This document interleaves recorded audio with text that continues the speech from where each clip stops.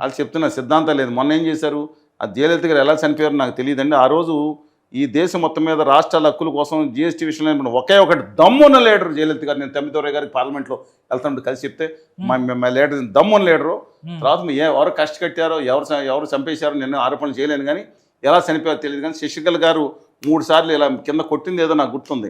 అంటే రేపొద్దున ఆవిడ ఏమైనా చేయి నీ ముఖ్యమంత్రి చేస్తానని చెప్పేసి తర్వాత నీ పార్టీని మా పార్టీలో నిమజ్జనం చేయాలని చెప్పి కండిషన్ పెడితే ఆవిడంతా వాళ్ళ కాళ్ళకు నమస్కారం పెడితే చేయలేదని చెప్పి ఆవిడ మీద కేసులని తోడేసి ఆవిడ లోపల పెట్టిన ఆరోపణలు ఔఫారిటీ నేనేం దానికి సపోర్ట్ చేయను.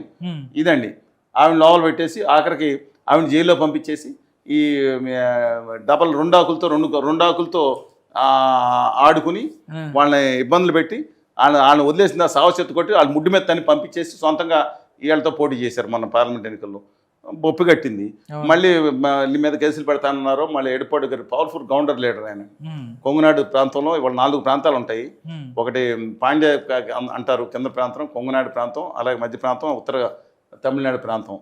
ఈ ప్రాంతాల్లో ఉంటే కొంగునాడు ప్రాంతంలో అంటే కోయంబత్తూరు ఈ ప్రాంతాల్లో చాలా పవర్ఫుల్ లీడర్ ఆయన. అందువల్ల అన్నాడు ఏం అక్కడ నిలబడిందంటే ఎంతకాలం ఆయన వాళ్ళ పవర్ వల్ల కొంత నిలబడింది. ఓకే, అందువల్ల ఇవాళ ఆయన మళ్ళీ కలుపుకున్నారు. ఏం చేస్తా తెలియదు.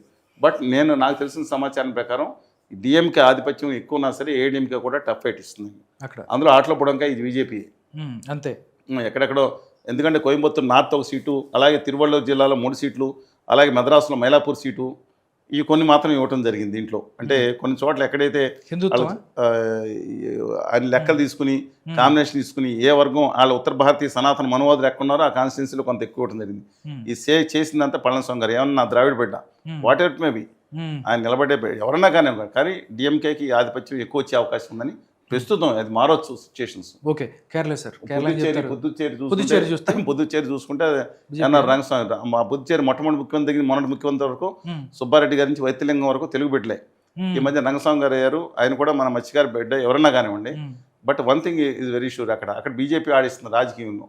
బీజేపీలో లేకపోతే కేసులు పెట్టి లోపలేసేస్తారని నడుస్తాం. అందుకని వెయిట్ చిన్న రాష్ట్రం అయిపోయింది, 3 ప్రాంతాలకి కలిపి ఉంది. ఎందుకంటే మా కేరళలో కేరళ దగ్గర కొంత భాగం ఉంది, కేరళ కర్ణాటకలో కొంత భాగం, తమిళనాడులో ఉంది, కొంత భాగం ఆంధ్రప్రదేశ్లో ఉంది.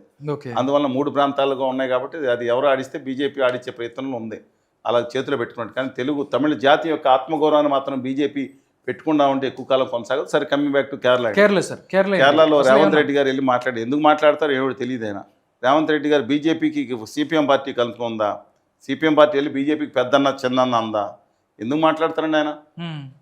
నాకు వచ్చిన సమాచారం ప్రకారం వాళ్ళ తెలంగాణ నుంచి 1000 కోట్లు, కేరళ నుంచి 1000 కోట్లు ఆ పార్టీకి కాంగ్రెస్ పార్టీకి వెళ్ళినాయి అంత నిధులు.